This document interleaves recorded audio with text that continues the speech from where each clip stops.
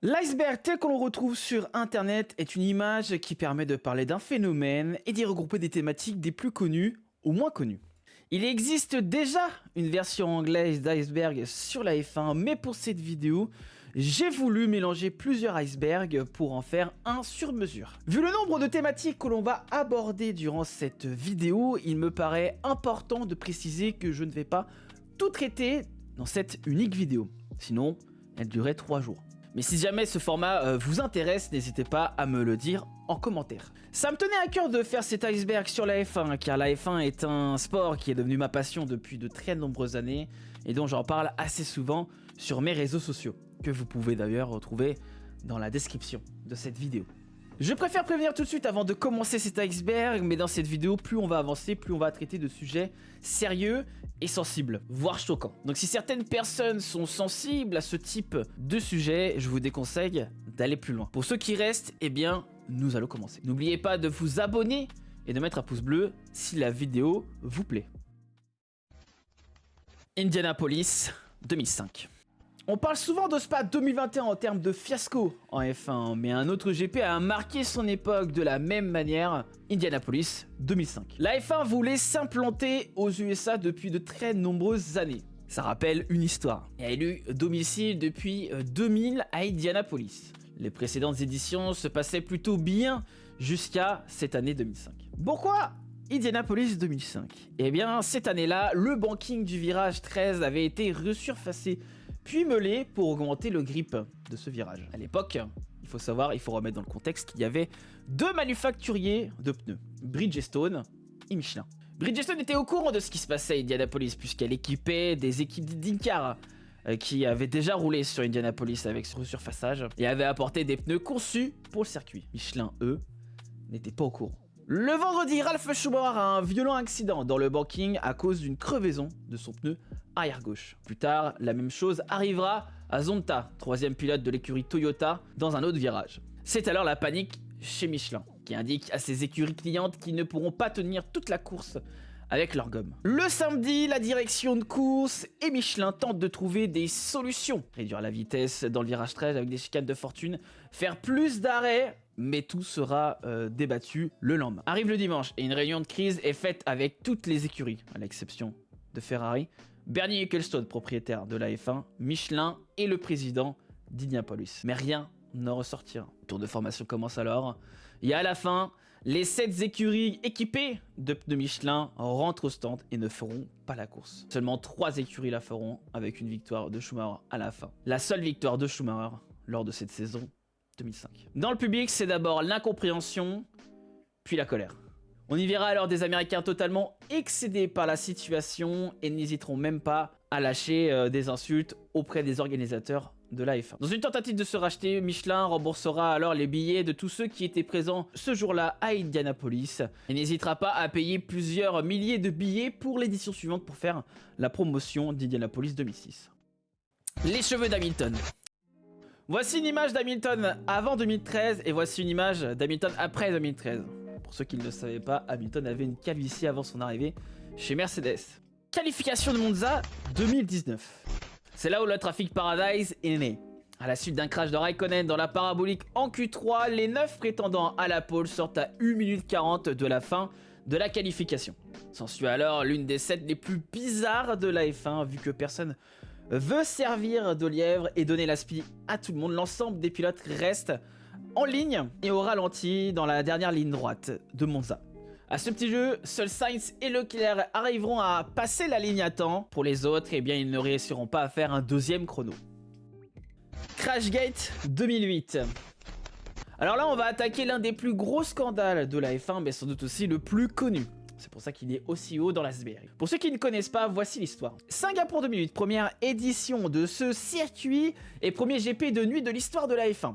Renault et Alonso sont à la ramasse au championnat. Alonso part 15e de la course mais finira par chercher la victoire à la fin. Comment est-il possible que dans ce circuit où il est réputé difficile de dépasser, Alonso a pu finir P1 après avoir démarré P15? Comment? Eh bien en 2008 personne ne savait réellement, même si un accident commençait à faire parler de lui. Celui de Nelson Piquet Jr. au 13e tour, coéquipier d'Alonso il faut le rappeler. Mais aucune preuve à l'époque d'un crash volontaire de la part de Nelson Piquet Jr. Donc l'affaire restera au point mort jusqu'en 2009, soit un an plus tard. Nelson Piquet Jr., n'ayant pas supporté de cette fait virée par Renault, décide de tout balancer à la presse brésilienne et révèle que c'est Flavio Briatore, directeur de Renault à l'époque, et Pete Simons qui lui ont donné l'ordre de se crasher au 13e tour. Le virage aussi avait été planifié, celui du 17e, puisqu'il n'y avait pas de grue à ce virage-là, obligeant la voiture de sécurité à sortir. Alonso sera premier juste derrière la safety car, puisque tout était planifié pour qu'il rentre au stand au 12e tour, et du coup devancer tous ses adversaires. À la suite d'un premier jugement, Briatore sera d'abord radié à vie de la F1, mais l'Italien contestera cette décision puisque pour lui, la sanction n'est pas impartiale puisque le président de la FIA de l'époque, Max Mosley, était un détracteur notoire de l'Italien. Et l'absence de limite de temps dans la sanction est contraire à la jurisprudence de la Cour européenne des droits de l'homme. Au final, après négociation, Briatore et Simon s'engagent à ne plus avoir de fonction opérationnelle en F1 jusqu'au 31 2012 et vont renoncer à leurs indemnités. Et encore, il y a beaucoup de choses à dire sur cette histoire du Crashgate 2008, donc si jamais ça vous intéresse, n'hésitez pas à me le dire en commentaire. Abu Dhabi 2021. On va parler d'une finale déjà pas mal controversée et qui sera le théâtre d'un retournement de situation ubuesque. Alors qu'Hamilton mène le GP avec plus de 10 secondes d'avance sur Verstappen et voit alors ses espoirs d'obtenir un 8e titre et de battre Michael Schumacher au nombre de titres de champion du monde s'avancer, Latifi, à 5 tours de la fin, tape l'oreille du virage 14 et provoque une safety car. Lewis Hamilton à ce moment-là ne pouvait plus rentrer au stand car il avait déjà passé l'entrée. Pour Max Verstappen, c'est une aubaine. Il décide de rentrer et de chausser des pneus neufs et se retrouve derrière son rival avec 5 voitures intercalées entre les deux. À un tour de l'arrivée, seules les voitures intercalées entre Hamilton et Verstappen peuvent dépasser la safety car sous ordre de Michael Masi, alors directeur de course à cette époque. Pour les autres retardataires, ils ne dépasseront pas la safety car sinon ça voulait dire que le GP terminerait sous safety car, ce qui était déjà arrivé en 2012. Mais malheureusement, ce n'est pas cette option-là qui a été retenue par Michael Masi. Une décision alors controversée qui changera la fin de course. À l'entame du dernier tour, Verstappen dépasse Hamilton et va chercher son premier titre de champion du monde. Une controverse qui amènera au départ de Michael Masi quelques mois plus tard à la suite d'un rapport de la FIA qui mettra en lumière une erreur humaine sur cette décision. Mais si cela vous dit, je peux en faire une vidéo beaucoup plus longue sur le sujet. Les team orders. Alors je l'ai mis dans l'iceberg car il est vrai que les team orders ou un pilote d'une écurie qui doit laisser passer son coéquipier font souvent polémique. Bien qu'autorisée, cette pratique n'est pas considérée comme sportive pour bon nombre de spectateurs et d'observateurs de la F1. Des exemples, il y en a plein. Autriche 2001 où Barrichello laisse passer Schumacher pour que Schumacher puisse engranger un maximum de points. Il y a aussi Red Bull avec Verstappen et Perez, il y a aussi Mercedes avec Hamilton et Bottas. Voilà des exemples, il y en a plein qui prouvent que parfois ce n'est pas forcément le meilleur qui gagne sur la piste. Tier 2. Jusqu'à présent, on parlait de sujets plutôt connus pour les fans de F1. Maintenant, plus on va descendre, plus on va s'occuper des choses sérieuses. Moteur illégal, Ferrari 2019. Après la trêve estivale de 2019, Ferrari revient particulièrement en forme avec 3 victoires. 2 pour Leclerc, 1 pour Vettel et plusieurs pole positions. Dans le paddock, tout le monde s'interroge. Comment est-ce possible que Ferrari revienne autant en forme alors qu'elle n'était pas capable d'aller chercher des victoires auparavant? Et c'est alors que tout le monde commence à pointer du doigt la puissance phénoménale du moteur. Certaines écuries remettent en cause la légalité du bloc 0,64. Ils soupçonnent alors Ferrari de faire de la combustion d'huile, ce qui est interdit et normalement contrôlé par la FIA. Mais là où Ferrari a été malin, c'est que la FIA ne contrôle pas la consommation d'huile dans l'intercooleur. Ferrari a respecté le règlement, mais pas l'esprit de ce dernier. Officiellement, aucune écurie n'a porté plainte, puisqu'elle n'avait pas de preuves. Néanmoins, Red Bull obtient une clarification de la FIA sur la mesure du débit de carburant. Résultat, Ferrari perd du rythme. Par la suite, la FIA et Ferrari trouveront un accord pour éviter des procédures longues. En 2020, la FIA demandera aux écuries d'installer 2 débitmètres pour combler la zone grise trouvée par Ferrari. Et vous connaissez la suite. La saison 2020 de Ferrari sera une catastrophe. Rich Energy. Rich Energy devait être le sponsor titre de l'écurie Haas sur plusieurs années. À l'origine, Rich Energy est une marque de poisson énergisante. Si vous avez réussi à trouver une canette Rich Energy dans un supermarché, faites-moi signe. Les documents financiers de l'entreprise montraient qu'en 2017, le solde bancaire de l'entreprise était de 770 $. Sans parler du fait que le propriétaire William Storey semblait être un sacré personnage. Dans un premier temps, il avait faussé Williams avec qui il semblait avoir un accord pour aller voir Haas. Que ce soit sur Twitter ou dans la réalité, il était capable de faire des déclarations assez folles. Comme une fois devant un juge où il avait prétendu avoir vendu 90 millions de canettes avant de se rétracter et de dire qu'il en avait vendu 3 millions. Et encore, on n'est même pas sûr de ce chiffre. Le logo de l'entreprise de Rich Energy était un logo plagié d'une autre entreprise qui a porté plainte vers Rich Energy et qui avait gagné le procès. Vous l'avez compris, Rich Energy a tout d'une arnaque et on se demande comment l'écurie Haas a pu tomber dedans. Enfin, j'ai une petite idée, mais je me la garderai. Au final, le contrat entre les deux parties s'arrête en septembre, alors qu'en juillet, pendant le GP de Silverstone, William Storey avait tweeté qu'il avait rompu le contrat avec Haas à cause des résultats décevants de l'écurie. La suite du week-end à Silverstone, il avait passé son temps à faire des tweets assez injurieux envers l'écurie. Une sacrée drôle d'histoire. Vous pouvez toujours retrouver Rich Energy sur Twitter et ils font toujours des photos de montage avec leur propriétaire, William Storey, dans une F1 ou autre. Voilà. Suzuka 1989-1990. On parlait d'Abu Dhabi 2021 un peu plus tôt, mais ce n'est rien à côté de Suzuka 1989, puis 1990. La rivalité Prost-Senna est l'une des plus grandes rivalités de tous les temps. Faut savoir qu'à l'époque, deux clans étaient formés au sein même de McLaren, écurie des deux pilotes. Même la FIA à l'époque s'était mêlée de l'affaire avec son président qui ne pouvait pas voir Senna. À l'époque, une règle existait. Et sur 16 courses, la FIA pouvait prendre les 11 meilleurs résultats pour faire le classement général des pilotes. Senna n'avait marqué qu'à 7 reprises alors que Prost en était déjà à 13. Senna pouvait donc tout gagner au Japon et en Australie. Prost, lui, était décidé à ne rien lâcher à Senna. Puis arriva le terrible tour 47. Bloqué derrière Prost, Senna avait jugé qu'il n'avait qu'une seule chance de passer le français. C'était la chicane Casio. Les deux sortent du 130R. Senna de façon un peu plus rapide, mais semble trop loin du français. Et pourtant, le Brésilien se jette à l'intérieur et Prost ne veut pas lui ouvrir la porte. C'est l'accident. Les voitures sont immobilisées. Prost cale et sort rapidement de sa voiture alors que Senna, grâce au commissaire, repart. Il réussira à gagner la course un peu plus tard, mais sera automatiquement disqualifié par la direction de course.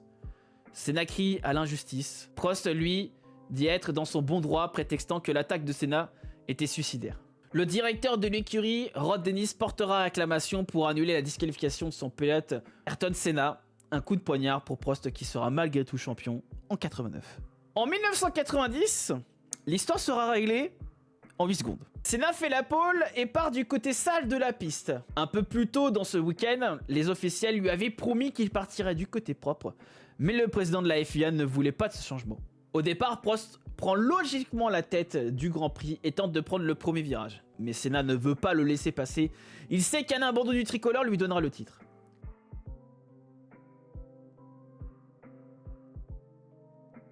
C'est alors qu'il y a une collision entre les deux. La scène est tout simplement lunaire. Les deux premiers sont au tapis avant même le premier virage. Prost a même failli en venir aux mains avec le Brésilien. L'idée lui avait même traversé l'esprit. Ça sera le point culminant de leur rivalité. Si jamais vous voulez en apprendre plus sur cette rivalité, n'hésitez pas à me le dire en commentaire. Spygate. C'est l'histoire de Nigel Stepney, qui était manager technique de l'équipe de course de Ferrari et qui avait participé à la domination de la Scuderia entre 2000 et 2004. Un jour après une restructuration de l'écurie, Ross Brawn décidera de le mettre à un autre poste. Cela déplaira fortement à Nigel qui menacera de quitter l'écurie avant de faire volte-face. Un peu plus tard dans l'année, Ferrari décidera de porter plainte contre ce dernier pour tentative de sabotage. Tout le monde se demande alors si ce n'est pas en lien avec Monaco 2007, où dans le garage italien, on avait retrouvé une mystérieuse poudre blanche. Mais c'est alors que Ferrari porte plainte une nouvelle fois contre la même personne pour communication d'informations confidentielles à un membre de l'écurie, McLaren. Le fameux Spygate commence. McLaren annonce de son côté avoir suspendu un membre sans dévoiler qui. On apprendra un peu plus tard que c'est le chef designer Mac Coolgan, chez lequel la police britannique avait retrouvé des documents techniques confidentiels de Ferrari. McLaren clame son innocence, mais Mike Coughlin avouera que d'autres membres de l'écurie McLaren le savaient. La FIA se saisira de l'affaire, puis face à l'arrivée de nouvelles preuves, qui au passage ont été fournies par Fernando Alonso et Pedro de la Rosa, ils avaient réussi à obtenir la promesse qu'aucune sanction ne serait retenue contre eux s'ils témoignaient, chose qu'ils ont faite par peur de perdre leur super licence. On apprendra que les deux pilotes étaient au courant du travail effectué au sein de Ferrari ainsi que d'autres employés de McLaren. Pas de traces de Lewis Hamilton dans l'affaire.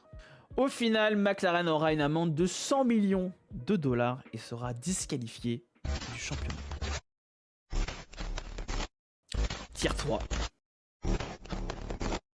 Schumacher Monaco 2006. À la lutte avec Alonso pour le titre durant la saison 2006, Schumacher a l'occasion de marquer des gros points à Monaco. En tête lors de la séance de Q3, l'Allemand est parti pour faire un moins bon tour que son premier, et c'est alors que l'impensable arrive. Schumi semble perdre le contrôle de sa Ferrari et s'arrête dans la rascasse, provoquant l'arrivée des drapeaux jaunes, ce qui lui permet d'avoir la pole. Malheureusement pour Schumacher, les officiels ont noté que Schumacher avait délibérément arrêté sa voiture et le disqualifia de cette séance de qualification, le faisant partir dernier. Une histoire de plus dans le livre de Schumacher. Le veto de Ferrari. Alors pour ceux qui ne le savent pas, Ferrari possède un droit de veto pour bloquer toute règle qui ne va pas dans son sens ou qui nuit à ses intérêts avec un motif valable évidemment. C'est la seule écurie qui possède ce veto puisque c'est la seule écurie qui est là depuis le début du championnat. Cette règle avait été mise en place lors des premiers accords Concorde et Ecclestone voulait tout simplement garder Ferrari et leur a promis ce droit de veto. Il y a beaucoup de choses à dire autour de ce droit de veto, donc si jamais ça vous intéresse, n'hésitez pas à me le dire en commentaire. Suzuka 2014. Pour le contexte, Suzuka 2014 se déroulait pendant qu'un typhon frappait les côtes est du Japon. Bien que les vents violents n'allaient pas atteindre Suzuka, la forte pluie, elle, allait être de la partie. Malheureusement, la course ne pouvait pas être décalée au lundi à cause du timing trop serré avec le GP de Russie. Bernie Ecclestone et Charlie Whiting voulaient changer l'heure du départ, mais Honda, propriétaire du circuit, refusa pour que les spectateurs puissent être à l'heure pour la course. Le départ se passe derrière la safety car, et déjà malgré la faible vitesse, plusieurs pilotes, dont Hamilton, se plaignent du manque de grip et de visibilité. La course sera alors suspendue après 2 tours. La course reprit 20 minutes plus tard après que la pluie soit calmée. La course se déroule normalement jusqu'au tour 42 où Sutil perd le contrôle de sa F1 et va taper les pneus du virage 7. Charlie Whiting ne sort pas la safety car, seulement une procédure de double jaune sera déployée. Pendant que la F1 de Sutil est dégagée par un tracteur, une F1 perd le contrôle et va taper l'arrière du tracteur en passant par-dessous. C'est celle de Jules Bianchi. Évidemment pas d'image, mais Bianchi est venu taper le tracteur à 123 km/h. Et je le rappelle, il n'y avait pas de halo à l'époque. Inconscient, il sera transporté dans un état critique dans l'hôpital le plus proche avant d'être rapatrié à Nice, là où il mourra 9 mois plus tard. Une controverse éclatera un peu plus tard lorsqu'une vidéo amateur montrera au moment de l'impact qu'un commissaire commençait à montrer un drapeau vert, signe que la course pouvait reprendre normalement. D'autres pointaient du doigt l'erreur de Whiting de ne pas avoir mis de safety car. Cet accident changera la F1 à tout jamais car elle sera le point de départ de l'arrivée du halo quelques années plus tard. Mercedes et les tests privés en 2013. Alors il faut savoir qu'en 2013, les tests privés sont interdits depuis de nombreuses années. Alors quand on apprend que Mercedes a fait plus de 1000 km d'essais privés avec Pirelli, avec sa voiture de 2013, le paddock se pose des questions. Pirelli clamera que c'était dans le cadre d'un contrat avec la FOM autorisant des essais pour chaque écurie, sauf que Mercedes sera la seule écurie à en avoir bénéficié. Sachant que Mercedes avait beaucoup de mal avec la dégradation de ses pneus, le fait qu'elle ait pu faire plus de 1000 km avec les F1 de la même saison, on se demande si Pirelli n'a pas voulu donner un petit coup de main. Après une réclamation de Red Bull, Mercedes s'en tira avec une simple réprimande et une interdiction de faire des essais privés avec ses jeunes pilotes à Silverstone. Hamilton et les données McLaren. Hamilton et Twitter, ça n'a pas toujours été une grande histoire d'amour.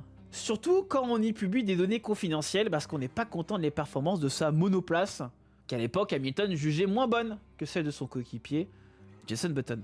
Pas mal de gens à l'époque avaient ri de cette situation, les dirigeants de McLaren beaucoup moins. Tier 4. Imola 94.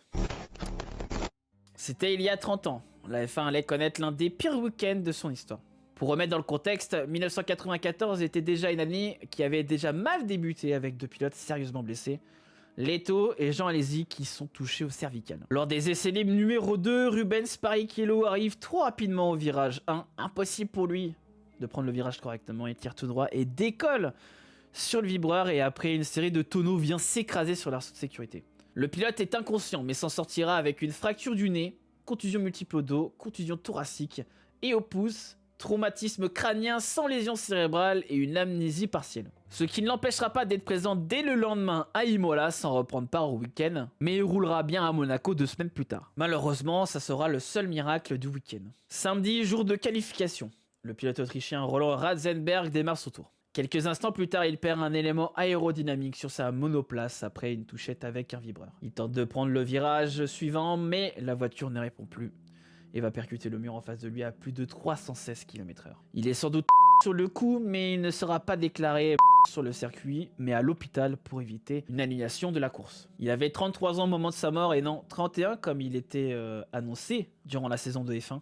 Il avait volontairement rajeuni son âge pour espérer tenir longtemps dans la catégorie reine. Le dimanche, Ayrton Senna était encore choqué de l'accident et avait confié au médecin Steve Watkins qu'il ne voulait pas prendre part à cette course après ce qui s'était passé. Malheureusement, il prendra part à cette course. Au départ, la Benetton de Leto, qui était fraîchement revenu de sa blessure au cervical, ne démarre pas. Une F1 le percute et des débris dont une roue sont projetés dans les tribunes. Les spectateurs et des policiers seront touchés. Pour la petite histoire, la voiture de sécurité sera déployée pour la première fois de l'histoire de la F1. 5 tours plus tard, la course reprend. Senna devant Schumacher et malheureusement, Senna n'arrivera pas à tourner pour prendre la courbe de Tamburello. Il prendra le mur à 211 km/h. Sa colonne de direction s'est rompue. 4 heures plus tard, il sera déclaré mort à l'hôpital de Bologne. La course, elle, n'aura pas été interrompue malgré les tentatives de Gérard Berger et de Niki Lauda d'arrêter la course. Chose refusée par la direction de course. Un week-end de course qui emmènera par la suite à de grands changements pour la sécurité en F1. Afrique du Sud, 1985. Si ce GP est ici, c'est parce qu'il est marqué par un boycott assez massif à cause de l'apartheid qui était toujours en vigueur à l'époque. Le GP d'Afrique du Sud est marqué par l'absence de Ligier et Renault à la demande du gouvernement français qui dénonçait à l'époque la politique de l'apartheid. Tout comme l'écurie allemande Zakspeed. L'ensemble des pilotes étaient contre l'idée de rouler là-bas, mais étaient obligés contractuellement, même si certains pays comme le Brésil ou la Finlande avaient essayé de faire pression pour éviter que leurs pilotes nationaux y participent. Plusieurs sponsors comme Marlboro avaient demandé aux équipes d'enlever leur logo de leur voiture. Ça sera le dernier GP sud-africain avant la fin de l'apartheid. La F1 y reviendra ensuite à partir de 1992. Option 13. Alors on revient sur l'année 94 qui avait été marquée également par des allégations de triche. 1994 pour la F1 était marqué par l'arrêt de l'utilisation des freins assistés, de l'anti-blocage de roues, de l'anti-patinage et des suspensions actives, par peur que l'électronique aide trop les pilotes. Certaines personnes dans le paddock pensaient que ces changements étaient pour enlever de la puissance à Williams. C'est aussi le retour des ravitaillements d'essence pour contrer le manque d'intérêt du public entre les années 92 et 93. Des soupçons de triche sont présents dès le premier GP à cause d'un pit stop ultra rapide de Benetton qui permettait à Schumacher de gagner la course. Plus tard, Nicolas Larini, pilote de développement pour Ferrari, révélera à la presse qu'il utilisait de l'antipatinage durant les essais libres du deuxième week-end avant de se rétracter, sans doute sous la pression de Ferrari. Le même week-end, après un abandon, Senna reste au bord de piste pour voir si quelque chose clochait. Et pour lui, Benetton avait une voiture illégale. Après la de Ratzenberg et de Senna, les 3 premiers de la course, Benetton, Ferrari et McLaren dans l'ordre, devaient donner des copies des unités de contrôle de moteur à la FIA pour voir si les équipes avaient remis l'antipatinage. Ferrari s'exécute dans les temps, Benetton et McLaren seront hors des temps. Ça ne s'arrête pas là pour Benetton car un peu plus tard dans l'année au GP de France, Schumacher est de nouveau au centre des suspicions après un excellent départ qui lui a permis de dépasser les 2 Williams. Pour Coulthard, pilote Williams à l'époque, ce départ lui a rappelé les départs de 1993 quand l'antipatinage était encore légal. En juin, la FIA, après analyse de la boîte noire de Benetton et Imola, a trouvé un launch control dans les logiciels de Benetton. Une option uniquement activable depuis un PC, mais même Benetton semblait en avoir oublié l'existence. Sans aucune preuve que Benetton a utilisé ce launch control, les poursuites n'iront pas plus loin. Je pourrais parler aussi du fait que Schumacher et Benetton ont reçu 25 000 $ d'amende pour ne pas avoir respecté un black flag durant la course. Cette course-là, c'est un gros bordel, on pourra en parler dans une autre vidéo. 94, c'est également l'année où Jos Verstappen, le père de Max Verstappen, prit littéralement feu dans la pit lane parce que Benetton avait enlevé un filtre qui empêchait un risque d'explosion pour gagner un peu de temps lors du ravitaillement. en 1994, il y a encore beaucoup de choses à en dire. Alors si jamais cette année-là t'intéresse, n'hésite pas à me le dire en commentaire pour que j'en puisse en faire une vidéo. Valentino Rossi et la F1. Valentino Rossi a piloté durant une séance officielle de la F1. C'était lors des essais hivernaux de 2006 et le pilote déjà champion du monde de MotoGP à l'époque a pris le volant d'une Ferrari F2004, rien que ça, à Valence. Bon, le premier jour, il fait 10 tours sous conditions pluvieuses et fraîches et va planter la voiture. Mais le deuxième jour, il réussit à faire 51 tours sur le circuit de Valence et fera le 9e temps, à 1 seconde 6 de Fernando Alonso. Valentino Rossi était notamment conseillé par Michael Schumacher, rien que ça. La vie dont on rêve tous, au final. Marcus Winkelhock. Ce nom vous dit probablement rien, et c'est normal puisqu'il a fait qu'une seule course de F1 dans sa vie. Alors pourquoi il est ici? Eh bien, il a participé au GP d'Europe 2007. Au départ de ce GP mythique, on savait que la pluie allait arriver, mais on ne savait pas quand. L'équipe de Winkelhock Spiker F1 fera un pari de dernière minute avec la monoplace de Winkelhock, celle de chausser les pneus pluie. Pareil ultra gagnant puisque la pluie fera son apparition dès la fin du premier tour et ça sera une catastrophe pour toutes les autres écuries de F1. Certains finiront dans le gravier, d'autres, non sans mal, réussiront à atteindre les pits et un seul continuera la course, Marcus Winkelhock, qui aura même dépassé Kimi Raikkonen sur la piste et qui à la fin du 4e tour avait mis 33 secondes au 2e, Felipe Massa. À cause d'une pluie trop intense, la voiture de sécurité sera déployée et la course en tête pour Marcus se terminera ici puisque ensuite le drapeau rouge sera agité. Au restart, il restera en pneu pluie malgré une piste séchante, son team pensant que la pluie allait revenir. Pareil perdu, il dégringole puis abandonne au 15e tour à cause d'un problème hydraulique. Malgré une performance héroïque, il ne sera pas conservé par Spiker pour des raisons de sponsor. Pour le reste de la carrière, il sera en GT où il remportera un titre en GT1 et gagnera en 2007 les 24 heures du Nürburgring avec Audi. Alonso et les essais hivernaux de 2015. On est le dimanche 22 février pendant les essais hivernaux sur le circuit de Barcelone. Alonso revient chez McLaren après avoir quitté Ferrari sans avoir gagné un seul titre. Après une vingtaine de tours à bord de sa McLaren Honda, le pilote espagnol part pour un nouveau tour quand soudain entre le virage 3 et le virage 4, c'est l'accident. D'après Sébastien Vettel, quadruple champion du monde qui était juste derrière, sa vitesse devait avoisiner les 150 km/h et sa voiture a tourné brutalement de façon bizarre.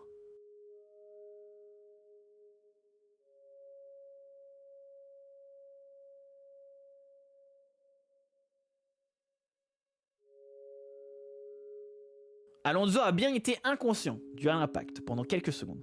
Mais McLaren a nié le fait qu'Alonso avait été victime d'un malaise avant la perte de contrôle. McLaren a d'abord dit que l'accident n'avait rien d'extraordinaire. Si l'accident n'avait rien eu d'extraordinaire comme McLaren l'avait dit, Alonso n'aurait pas eu besoin de rester plus longtemps que prévu à l'hôpital et n'aurait pas manqué le GP d'Australie. Et l'accident fut en effet bien plus grave que ce que McLaren avait dit puisque Alonso n'a pas subi de commotion cérébrale mais en a eu les symptômes. Ce pourquoi il n'a pas fait le GP d'Australie. S'il y a eu de la confusion autour de ce dernier point, c'est parce que McLaren avait déclaré 28 heures après l'accident qu'Alonso avait bien eu une commotion cérébrale, avant que Rod Dennis ne déclare qu'Alonso n'en avait eu que les symptômes. Toute cette confusion a mené certains médias et fans à créer des théories sur ce qui s'était passé. La première, c'est le fait qu'Alonso pensait toujours être chez Ferrari après l'accident et parlait même italien. Rien n'a été prouvé, mais c'est un correspondant allemand travaillant pour Sportbild qui avait écrit ceci sur ce blog. Le journal espagnol El País avait été encore plus loin et avait écrit qu'Alonso avait perdu 20 ans de sa mémoire et qu'Alonso pensait avoir 13 ans, ayant déclaré au médecin qu'il faisait du karting et que son rêve était d'être pilote de F1. Il aurait fallu une semaine pour qu'il retrouve totalement la mémoire. Mais encore une fois, rien d'officiel. Autre théorie, et celle-là c'est la plus populaire parmi les fans de F1, Alonso aurait pris un choc électronique dans la voiture. Cela a été démenti par McLaren, mais Sky Italia a affirmé qu'Alonso avait déclaré à ses amis qu'il avait ressenti un choc majeur dans la colonne vertébrale. Fabrizio Barbaza, ancien pilote de F1, affirme lui que d'après ses sources, Alonso aurait pris un coup de 600 watts, ce qui est colossal. Cette affaire aurait été encore plus loin puisque Sportbild a affirmé que plusieurs écuries voulaient boycotter le GP d'Australie en attendant les clarifications d'Honda. Information démentie par le patron du GP d'Australie, Andrew Westacott. Le problème de cette histoire, et ce qui la rend mystérieuse, c'est que la version de McLaren est totalement différente de celle d'Alonso. McLaren a pointé du doigt une rafale de vent et qu'il n'y avait pas eu de problème mécanique. Pour Alonso, il était clair que la voiture avait eu un problème et qu'à la vitesse de l'accident, même une tempête n'aurait pas pu faire bouger la monoplace. Malheureusement, on ne saura jamais la vérité sur cet accident, la FIA n'ayant jamais publié ce qu'elle avait trouvé dans ses recherches sur l'accident et les essais hivernaux n'étaient pas encore diffusés à l'époque. Aucune télémétrie n'a été également publiée, il est donc impossible de savoir ce qui s'est réellement passé. Tier 6. Alonso et son crash d'avion. On remonte au début de l'année 2009. Hamilton vient d'être titré et Alonso sort d'une pénible saison 2008. Avec en plus le Crashgate. Mais ça, à cette époque, la vérité n'avait pas encore éclaté. En vacances au Kenya dans un palace appartenant à Flavio Briatore, alors manager Renault, Fernando Alonso allait sans doute vivre un des épisodes les plus traumatisants de sa vie. Alors que son jet privé commençait à décoller pour rentrer en Espagne, une aile de son jet est venue heurter un mur du tarmac de l'aéroport de Malindini, ville qui se situe dans le sud-est du Kenya. Aucun blessé de l'accident, mais sans doute une belle frayeur pour le double champion du monde. Williams et le scandale Rocket.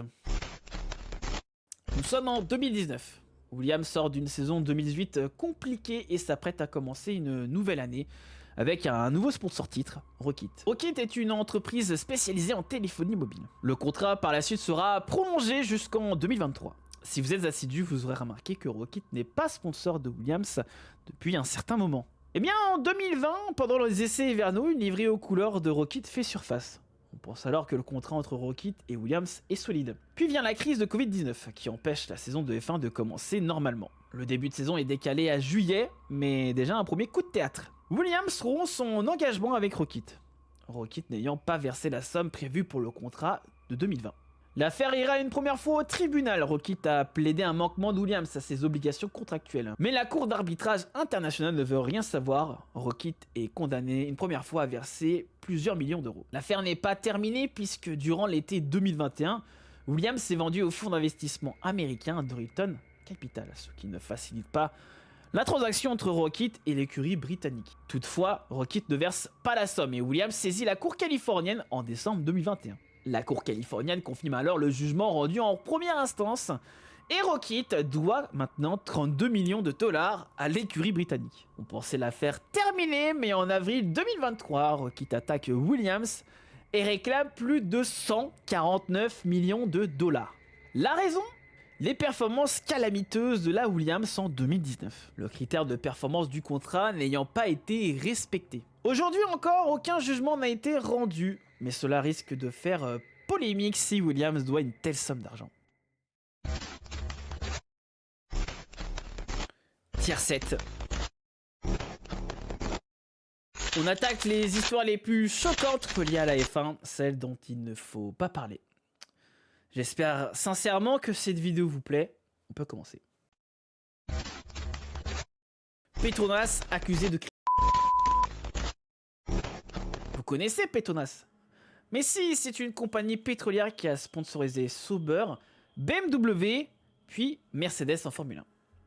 Eh bien, en 2010, Petronas ainsi que d'autres compagnies pétrolières ont été accusées d'avoir été complices de crimes et crimes contre l'humanité lors d'opérations dans le bloc 5A au Sud-Soudan entre 1997 et 2003. On reproche notamment aux compagnies pétrolières d'avoir participé à des attaques visant des civils, d'avoir incendié des maisons, pillé des villages, détruit des objets à la survie, de femmes, enlèvement d'enfants, d'avoir pratiqué la torture et d'avoir forcé des civils à bouger d'endroit. Lorsque l'opération a commencé, ce sont 12 000 personnes qui sont et plus de 160 000 personnes qui ont été violemment déplacés de leur terre. En 2016, des représentants de la communauté du bloc 5A avaient demandé des réparations auprès de Petronas pour les torts subis, mais la justice suédoise ne pouvait pas condamner Petronas, n'étant pas une entreprise suédoise. À ce jour, Petronas n'a pas répondu publiquement aux accusations liées aux crimes de orchestrés au Sud-Soudan. Le ping de Fangio à Cuba. Nous sommes le 25 février 1958, veille du Grand Prix de la Havane. Juan Manuel Fangio, quintuple champion du monde, vient de signer la pole. Alors qu'il discutait avec des membres de son équipe, un homme s'approche avec un revolver à la main. C'est un membre du mouvement du 26 juillet, qui regroupe la rébellion castriste, qui voulait renverser le gouvernement de Batista, chef d'État de Cuba, depuis 1952. Fangio n'a alors pas d'autre choix que d'obtempérer. Il monte à bord du véhicule de ses ravisseurs et s'enfonce dans les rues d'Havane. En réalité, les ravisseurs ne veulent aucun mal à Fangio, mais misent sur le bruit international que l'enlèvement pourrait avoir pour attirer l'attention sur leur mouvement. Fangio est conduit d'abord chez l'un des ravisseurs, puis changera 2 fois de planque, toujours étant bien traité. Les ravisseurs ont prévu de le libérer sans rançon à la fin de la course. Le gouvernement de Batista aurait envisagé d'abattre tout le monde, y compris Fangio, pour faire porter le chapeau rebelle, mais ce scénario ne se produira pas. 27 heures de captivité plus tard, Fangio sera livré à l'ambassadeur d'Argentine. Son ravisseur lui dira « Fangio, vous serez notre invité d'honneur quand triomphera la révolution ». Fangio, lui, n'émettra jamais de reproches à l'encontre de ses ravisseurs. Oh, après tout, je peux vous le dire, je ne regrette pas du tout de l'avoir vécu cette petite aventure, écrira-t-il dans son autobiographie. L'histoire retiendra qu'en tant que président de Mercedes Argentine, en 1981, il reverra certains protagonistes lors de sa venue à Cuba, et aura même l'occasion de rencontrer Fidel Castro. Williams et le nom de a figuré sur la Williams FW07. Pourquoi? Parce que l'écurie était à la recherche de sponsors en 1978 et Frank Williams, fondateur de l'écurie, avait réussi à convaincre des partenaires saoudiens de le suivre. Après une saison 1978 mitigée mais pleine de promesses, d'autres sociétés saoudiennes ont rejoint le pool de sponsors, dont entreprise de construction du père commanditaire des attaques du 11 septembre. Tier 8. Bernie Ecclestone et le Great Train Robbery. Il y a énormément de choses à dire sur Bernie Ecclestone, et même une seule vidéo ne suffirait pas. Aujourd'hui, on va parler de la théorie qui dit que Bernie Ecclestone aurait été l'un des cerveaux derrière le vol du Grand Rapide, un vol qui a vu 15 personnes repartir avec 2,6 millions de livres. Pourquoi Ecclestone est lié à cette affaire? Roy James, qui conduisait la voiture qui a permis au gang de s'échapper, avait demandé un emploi à Ecclestone dans l'équipe Brabham qu'il venait d'acheter. Ecclestone finira par lui confier un travail de fabrication de trophées de Formule 1. Autre lien, l'apparition à plusieurs GP de Ronnie Biggs, voleur et fugitif de longue date. En 2005, Ecclestone a d'ailleurs répondu à la rumeur dans une interview avec The Independent. Sa réponse: il n'y avait pas assez d'argent dans ce train. J'aurais pu faire quelque chose de mieux que cela. Du Bernie dans le texte. Des officiels et des pilotes de F1 liés à Epstein. Pour ceux qui ne connaissent pas l'histoire autour de Jeffrey Epstein, voici un bref résumé. Jeffrey Epstein, milliardaire américain et proche de la jet set mondiale, a entretenu un réseau de mondial dans les différentes numbers qu'il détenait. Il a également été incarcéré pour trafic, agression, association de malfaiteurs et pour chantage. Malheureusement, en attente de son procès, il a été retrouvé sa cellule, à ce qui s'apparente comme un Son ex-petite amie et partenaire, Ghislaine Maxwell, a été arrêtée le 2 juillet 2020 et inculpée pour trafic de Reconnue coupable pour 5 des 6 chefs d'inculpation, elle sera condamnée le 28 juin 2022 à 20 ans de prison pour complicité de trafic. Il faut savoir que Jeffrey Epstein tenait un black book avec les noms et coordonnées de personnalités imminentes. Cependant, les individus répertoriés dans ce livre n'ont ni été accusés ni associés à aucun des crimes d'Epstein. À l'heure actuelle, on ne sait toujours pas pourquoi il y avait autant de noms dans ce livre et pourquoi ils y étaient. Mais il est intéressant de noter que plusieurs personnalités du monde de la F1 y seraient répertoriées. Bernie Ecclestone, Flavio Briatore, Laurent Stroll, Eddie Irvine et Jacques Villeneuve. Sont-ils vraiment dans ce livre? Et si oui, pourquoi? Des questions qui resteront sans doute sans réponse.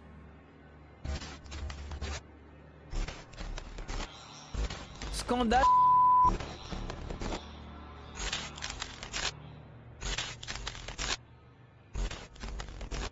Nous sommes au mois de mars 2008, la saison de F1 vient de commencer. Et pourtant ce n'est pas ça qui va attirer les journalistes. Le tabloïd News of the World a publié des photographies et vidéos montrant Max Mosley, président de la FIA à l'époque, en compagnie de 5 pros lors d'une séance sado évoquant un camp de concentration. Certaines femmes apparaissaient vêtues d'un uniforme rayé de prisonniers. Dans la vidéo, on pouvait voir Mosley tour à tour jouer le rôle d'un gardien de camp de concentration, puis d'un détenu. Il faut savoir que dans la vidéo, il parlait également allemand. Quand on sait que Max Mosley, le fils d'Oswald Mosley, fondateur du parti fasciste britannique et qui s'était marié chez Joseph Goebbels à Berlin en présence d'Adolf Hitler, on se dit que l'histoire est quand même bien faite.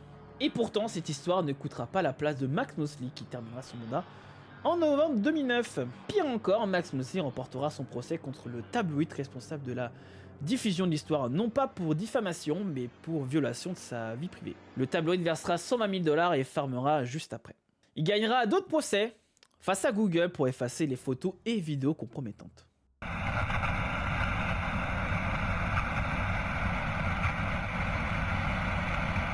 On arrive à la fin de cette vidéo. J'espère tout de même que cette vidéo vous aura plu. N'hésitez pas à me dire ce que vous avez pensé en commentaire. N'hésitez pas également à vous abonner si ce n'est pas déjà fait, à lâcher un pouce bleu et à partager la vidéo. C'était le pack. Et on se dit à la prochaine. Ciao!